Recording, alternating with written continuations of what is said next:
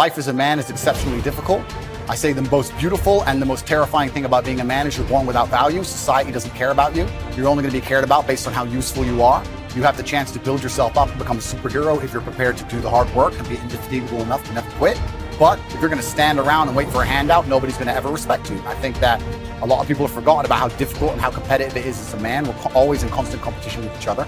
And it's your duty as a man to stand up and say, I want to be as important and strong and good-hearted and God-fearing as possible. And I need to work hard to achieve those things. If you look at the true warriors of humanity, you look at the true empire builders, you look at the true titans who are constructing a better world, they're less about pleasure seeking because they understand that if you want to have a great life, a soaring life, look at what most people do and do the opposite. Growth comes through discomfort. You look at a great athlete, it's the way they show up in the championship game is simply how they showed up in the lonely light of the early hours at practice. To have the results only 5% of the population have. You've got to be willing to do the things that only 5% of the population are willing to do. I was a 4-time kickboxing world champion. For 12 years, I trained 5 hours a day, 6 days a week. And I was motivated to train probably about 25% of the time. The rest of the time I went because I am disciplined. You don't feel like going through that on a Wednesday morning when you wake up, and you have to do it because you're disciplined. You're either a disciplined individual or you are not a disciplined. There's a difference between want and want. And I say this all the time. People say to me, I want to be rich. And I say, okay, well, I want to be able to ice skate.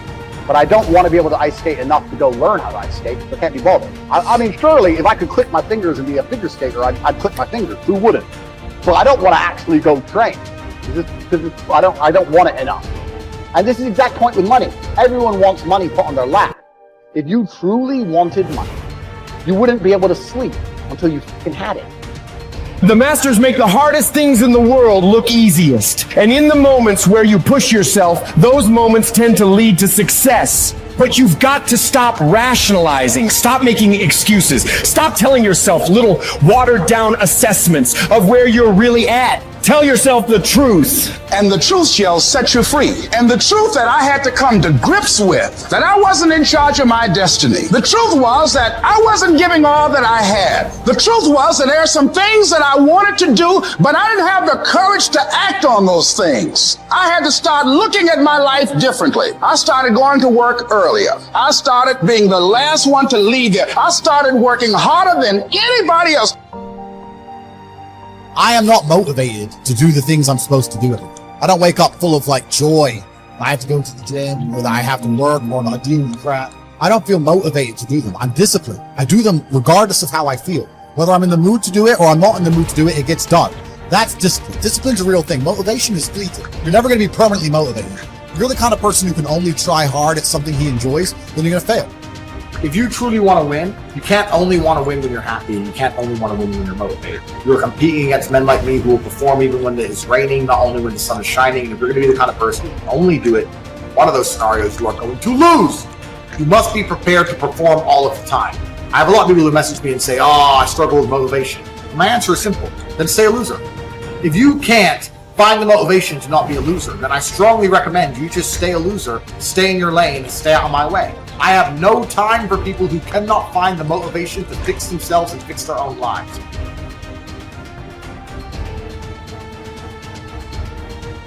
If you cannot control your own mind, then you go through life with zero control, zero influence. You can't control anything. You're just a feather in the wind, waiting for life to blow you from happy place to sad place to happy place to sad place, completely hoping on the gods to be fortunate to you, because if any genuine discomfort comes your way, we're clouded with doubt, and we wonder why it is so difficult for us to grow into the version of the best version of ourselves. We wonder why it is so difficult to climb that mountain, to get over that obstacle. It's because we are not looking at the opportunity with the right perspective. Break the patterns that have been leading your life, but you need to identify what the patterns are. I think sometimes we just aren't even aware. It's just a pattern that's running. It's something that's happening. Maybe it's been happening for months or years or decades. We're not even aware. It's just become our identity. So when you identify the negative identity patterns that are holding you back, that's the first step. And you can start to really shift and replace it with a new identity, a new pattern that you can implement. What you do is you pick up your past and you embrace it. You understand it, you accept it, as I had to go through these things that I had to go through in order for me to get to this place today. And the evidence for that is that I did. You don't need any more evidence. You did. And then you toss it. You toss it. You embrace it and you toss it. And you merge into the now by giving up your attachment. Before you can do something, you first must be something. So you've got to be it intellectually. You've got to be it emotionally. That's like Solomon says, as a person believes in their heart, the emotional man. Well, it's only a period of time then until it manifests physically. That's one of the first laws of the universe, is the perpetual transmutation of energy. Energy is moving into form, always. To form, moving into form, through form, back into form again. So we cause it all to happen the way we think and the way we stay locked into ideas. I don't think greatness is something you're born with, some mysterious power bestowed upon us by God. It's something that truly exists in everyone. I look at it as a superpower we all have, buried deep inside us. This tiny diamond surrounded by layers and layers of rock, the hardest rock in the universe. And every time you do something good, a piece of that rock breaks away. We control where awareness goes, we're controlling where energy is flowing. And if we're controlling where energy is flowing, we're controlling what's manifesting in our life. All I need to do is control where my awareness goes. And if I can control where my awareness goes, I can control where my energy is flowing. And if I can control where my energy is flowing, I can control what is manifesting in my life. Every single person that wins big, every single person that you look at, every single person that you're inspired by, every single person that you aspire to be like, they only have one plan, and that is they are going to win or they are going to die trying. You can make your dream into a reality, but it will only take one person to believe that it's possible. It will only take one person to put in the work. That person is you. If you're sitting down and you start thinking about some future worst case scenario that you're conjuring up in your mind, and you begin to feel the emotion of that event, your body doesn't know the difference between the event that's taking place in your world, outer world, and what you're creating by emotion or thought alone. So most people then, they're constantly reaffirming their emotional states. So when it comes time to give up that emotion, they can say, I really want to do it. But really the body is stronger than the mind because it's been conditioned that way. So the servant now has become the master. And the person all of a sudden, once they step into that unknown, they'd rather feel guilt and suffering because at least they can predict it. Being in the unknown is a scary place for most people because the unknown is uncertain. And people say to me, well, I can't predict my future. I'm in the unknown, and I always say the best way to predict your future is to create it. Not from the known, but from the unknown. What thoughts do you want to fire and wire in your brain? What behaviors do you want to demonstrate in one day? The act of rehearsing them mentally, closing your eyes, and rehearsing the action. The rehearsing the reaction of what you want? Or the action? The action of what you want. By closing your eyes and mentally rehearsing some action. If you're truly present, the brain does not know the difference between what you're imaging and what you're experiencing in 3D world. So then you begin to install the neurological hardware in your brain to look like the event has already occurred. Now, your brain is no longer a record of the past. Now it's a map to the future. And if you keep doing it, priming it that way, the hardware becomes a software program. The law of expectation says that your expectations tend to become your own self-fulfilling prophecies. In other words, what you expect to happen usually does. And if your expectations are based on false information, so you have false expectations, that's what will happen anyway. For instance, your expectations could be that you are destined to have an extraordinary life and be extremely successful. is that no matter what happens, it's all part of a learning process that is leading you inevitably to great success, happiness, and accomplishment. And if you absolutely expect that to be true, if that's your fundamental belief, then over time that will become true. You'll be able to throw off the ups and downs of life. You'll be able to ignore the negative influences around you. If you confidently expect to be a great success, then by gum, you sure will be. No matter what people tell you, you just say, well, it'll be all right. Everything will work out fine. And we know that an attitude of confident expectation is a hallmark of highly successful people. They just expect to succeed more than they fail. They expect to be liked by others more often than they're disliked.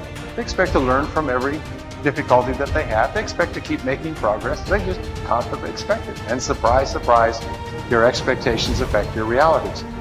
What you experience on the outside is determined by how you think on the inside. As they say, you are not what you think you are, but what you think you are. In the Bible it says, as a man thinketh in his heart, which means in his subconscious mind, way down deep, so is he. According to your faith, it's done unto you, and so on. Big picture thinking can benefit any person in any profession. When somebody like Jack Welch tells a G employee that the ongoing relationship with the customer is more important than the sale of an individual product, he's reminding them of the big picture. When two parents are fed up with potty training, poor grades or benders, and one reminds the other that the current difficult time is only a temporary season, then they benefit from thinking big picture. You have to think anyway, so why not think big? Big picture thinking brings wholeness and maturity to a person's thinking. It brings perspective. It's like making the frame of a picture bigger in the process, expanding not only what you can see, but what you are able to do. Big picture thinkers are never satisfied with what they already know. They are always visiting new places, learning new skills. And because of that practice, they often are able to connect the unconnected. They are lifelong learners. To help me maintain a learner's attitude, I spend a few moments every morning thinking about my learning opportunities for the day. As I review my calendar and to-do list, knowing whom I will meet that day, what I will read, which meetings I will attend, I note where I am most likely to learn something. Then I mentally cue myself to look attentively for something that will improve me in that situation. If you desire to keep learning, I want to encourage you to examine your day and look for opportunities to learn. Writer Henry David Thoreau wrote, "Many an object is not seen, though it falls within the range of our visual ray, because it does not come within the range of our intellectual ray." Who you are determines what you see and how you think. Big picture thinkers realize there is a world out there besides their own, and they make an effort to get outside of themselves and see other people's worlds through their eyes. It's hard to see the picture while inside the frame. To see how others see, you must first find out how they think. Becoming a good listener certainly helps with that. So does getting over your personal agenda and trying to take the other person's perspective. French essayist Michel Ayquem de Montaigne wrote, "The value of life lies not in the length of days, but in the use we make of them. A man may live long yet live very little. The truth is that you can spend your life any way you want, but you can spend it only once. Becoming a big picture thinker can help you to live with wholeness, to live a very fulfilling life. People who see the big picture expand their experience because they expand their world. As a result, they accomplish more than narrow-minded people. And they experience fewer unwanted surprises too, because they are more likely to see the many components involved in any given situation. Issues, people, relationships, timing, and values. They are also, therefore, usually more tolerant of other people and their thinking.